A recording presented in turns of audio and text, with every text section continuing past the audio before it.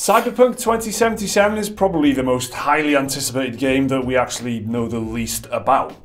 Developer CD Projekt Red says they'll show the game off at E3 this year, but aside from some screenshots and a pretty nice trailer, there's not a lot of details to go on. But one thing we do know is that it will be very faithful to the existing Cyberpunk universe created by Mike Pondsmith. So, there's an awful lot we can derive from that fact alone. Before we do jump into this video and get really excited about the prospect of Cyberpunk 2077, just like to throw a quick shout out to YouTube channel Madqueen, who helped us out with the research on this video. Her channel is pretty much dedicated to leaks on Cyberpunk 2077 and all the information that she can gather. She posts videos pretty much every couple of days or something, so if you do want that extra little bit of information about Cyberpunk before it's actually official, she has got a pretty good track record for finding the rumours that actually turn into facts eventually. So check her out, Madqueen on YouTube, and thanks again for helping us out with this video. Look, let's get everything we do know for sure out the way first. Cyberpunk 2077 is an open world RPG in development at CD Projekt Red, the Polish studio who made the Witcher games. It's set in a place called Night City. It will be playable in first or third person, and thanks to CD Projekt President Adam Kaczynski, it was revealed recently that the game will be built for current and future gen hardware. Kaczynski told a financials conference that it will feature a character creator, a variety of classes to choose from, there's no microtransactions in the game whatsoever, and the studio is focused on single player. We also learned, thanks to a Polish government payout of $7 million to CD Projekt, that the game could potentially arrive in 2019 and that the game uses Red Engine 4. If we take what CD Projekt Red have said at face value, the game will be much bigger than The Witcher 3. So those are the facts, and where do we go from there? Well, speaking around the time of the game's announcement, way back in 2013, Cyberpunk creator Mike Pondsmith spoke very strongly about making the game as faithful as possible to his original creation. Cyberpunk was first created by Pondsmith as a tabletop game in the 80s. In a 4-minute video on the Cyberpunk YouTube channel, Pondsmith explains why, after so many offers from elsewhere, it was CD Projekt that got the nod to make the game. Being such fans and knowing the world inside out, he said he knew they would keep true to his work and build upon it. Quotes, "We've gone through a long journey, all of us. Those of you who have been fans have been waiting for us to get the right game together at the right time with the right team. And we were going to wait long enough to make sure it happened the right way. Cyberpunk 2077 is going to be the right way." So off the back of that, it sounds like it's going to be pretty damn faithful to the game's existing lore. But what about that lore? What do we already know about the Cyberpunk universe that can help us build a picture of what 2077 might be? So let's start with the location, this big open world. Night City is a massive metropolis in California, located somewhere between LA and San Francisco. Huge mega corporations have sprung up to prop up the failing United States after a socio-economic collapse and a period of martial law. The size and strength of these corporations has given them freedom to do what they want. There are at least 20 or so mega corporations named in the Cyberpunk universe. The city itself is a dangerous place filled with booster gangs, gangs of people who've joined together to survive. They all have their own distinctive styles, and some are extremely dangerous while others are pretty harmless. There is an area within Night City called the Combat Zone, where the most dangerous gangs tend to gather. So a little bit more about Night City, right? There were corporation wars, what they're called, between these mega corporations, and during one of them, a part of Night City got exploded by a big atom bomb. So that eventually got rebuilt by nanobots, microtechnology, which kind of rebuilt the whole area.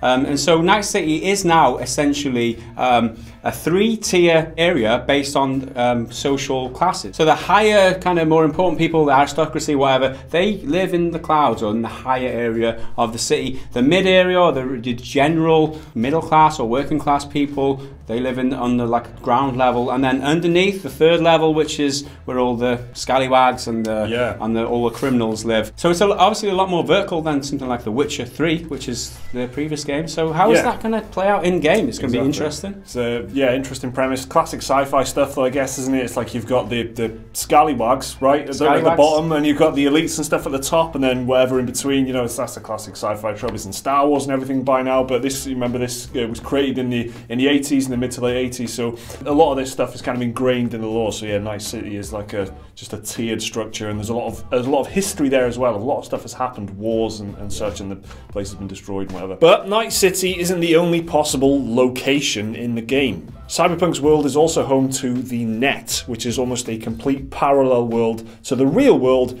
kind of like Tron. It's basically a second life for characters in the game called net runners who roam the net using implants that let their brains interface directly with it. The net is home to its own buildings, its own structures of information, data fortresses, which net runners can break into to retrieve what they want. Now, the net is actually integral to the lore of the Cyberpunk universe, so it's quite a safe bet that it will feature in the game in some significant form. And talking of net runners, that leads us to one important conversation that we're still yet to have. We know the game has a character creator and classes, and the Cyberpunk tabletop game already has numerous classes or roles already set out, netrunners included. Netrunners are what you'd expect a hacker to be decades into the future, exploring the net pretty much at will. Cops, for example, are equipped to uphold the law and have a special ability called Authority, which pretty much compels characters to do what they want. The Fixer class are deal makers, smugglers and brokers that know how to get things done, while Solos are hitmen and bodyguards, the muscle who specialise in hurting and murdering others. But there's plenty of other classes. Media, corporates, nomads, rocker boys, techies, each with their own distinct abilities and characteristics. The main takeaway here is that the classes and roles in the Cyberpunk universe are not normally the kind of archetypes you'd find in a traditional RPG. So this is one of the few things that has been confirmed as well since the initial reveal, because Pondsmith said in an interview quite recently, I think, it was only about a year ago, that the classes are pretty much going to be there from the tabletop game, and it's like being a journalist, being a rock star, you know, the people within the society rather than something that is traditionally seen as a warrior or a thief or a magician or a mage or whatever. So it's going to be a bit more interesting when it comes to selecting your character classes. That much has pretty much been confirmed. I wonder if YouTuber is a class or video content creator. Good at nothing except talking shit. We got that down to see, I tell you. And we did touch on technology being quite important in this universe. So this leads to the topic of augmentations, or like tech that you stick to yourself to make yourself better. Right, this is a big part of this Cyberpunk original lore. That, you know, all these people that walk around in the universe have got augmentations, kind of like Deus Ex, I guess. Yeah, where you augment yourself. However, in the lore, this tech leads to some sort of disease, right? So people can get disease by having too much tech or something like that, right? Which is what leads us to the trailer. And if you guys have seen the trailer where that woman's got like the kind of mechanical things coming out of her eyes. Like a spider. She's not in a good state. Yeah. Anyway, she's suffering from this kind of disease that she's got too much tech or whatever, and that's why they're taking her down. So, in case you're wondering what she was all about, there you go. Why she's in knickers, though? I mean, it's part of the thing, maybe. Cyberpunk way, and one of the symptoms. And as for actual characters, well, Cyberpunk 2077 has a strong and established lineup of existing characters. Richard Knight is the man behind Cyberpunk, setting Night City, for example. He was killed in 1998, after which the formerly named Coronado City adopts his name. Another character, Alt Cunningham, is a netrunner who actually invented a dangerous program that could copy a netrunner's mind, leading to her eventual kidnap and capture. Another big figure is Saburo Arasaka, who leads the Arasaka megacorporation, which dominates much of Japan and the Third World. And there's a twist in there as well, because much of the US is considered to be part of the Third World in this universe. But I guess the absolute biggest point is that all of this, the events of Cyberpunk 2077, will take place after the events that Mike Pondsmith has already created. Pondsmith is working directly with CD Projekt to push the story forward and to explore new territory for the Cyberpunk universe. So Cyberpunk 2077 will continue the story where he left it with the tabletop games. And that's probably the big important thing for any existing kind of Cyberpunk fan. This isn't going to be a retread of things you already know. Mike Pondsmith has already repeatedly made this clear. He's working very closely with the team to push the universe forward, to explore new grounds with Cyberpunk 2077.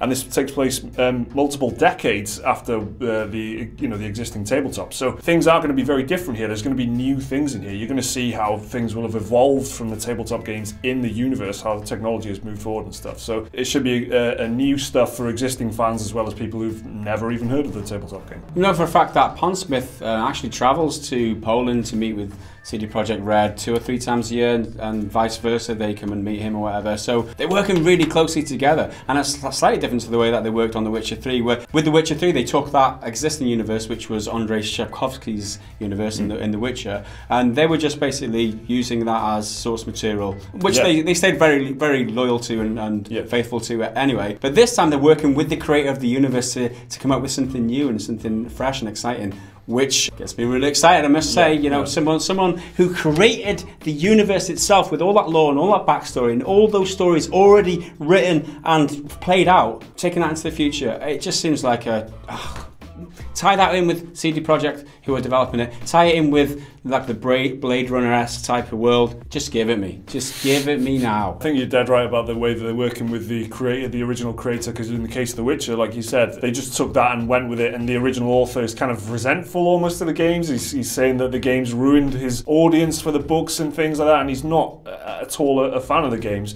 whereas this is a completely cooperative experience, and almost to the point that Pondsmith has chosen CD Projekt out of everyone else. He's gone, you are the people to do it for me, which is a very, you know, he's obviously going to be keen to work with him in that case if he's that concerned about it. And you know, he wasn't an author; he created a tabletop game, so he's already got that kind of gameplay mindset going into it. So it should be interesting. Just fingers crossed we get some real concrete stuff for E3 this year. Okay, so that's our kind of rundown of the Cyberpunk 2077 universe, but that's pretty much just the tip of the iceberg. If you want more, then check out Madqueen on YouTube. She's got a lot more stuff, and thanks again for helping us out to make this video. If you did enjoy the video, remember to like and subscribe. There's another video right there which you can watch right now if you want, and the link to Patreon if you want to support the channel. See you next time.